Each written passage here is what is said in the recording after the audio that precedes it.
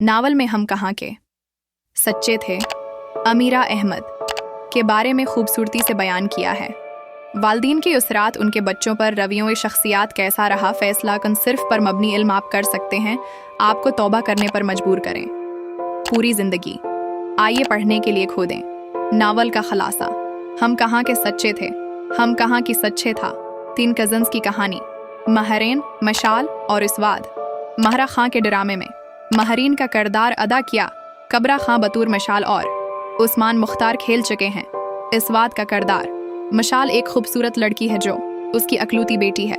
वालदीन और वह उस सब को पूरा करते हैं। ख्वाहिशात महरीना एक के साथ पेशकश लड़की परेशान कन पस मंजर वो उसके घर में मशाल के साथ रहता है, क्योंकि जब उसके वालिद का इंतकाल हो गया वो जवान थी और इसकी माँ ने दोबारा शादी की ओर चला गया इसकी दादी के साथ मीर।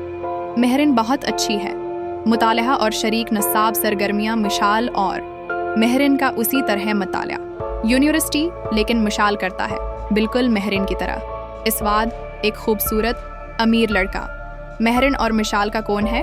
कज़न महरीन और इसवाद में बहुत अच्छे दोस्त थे बचपन, लेकिन जब वो बड़े हो मशाल इसवाद में है सिर से पैर तक मोहब्बत, वो उसके इर्द-गिर्द सब कुछ करता है। तौजा इसवाद भी मिल जाता है। मशाल में दिलचस्पी है, मशाल हमेशा मिलामत करता है।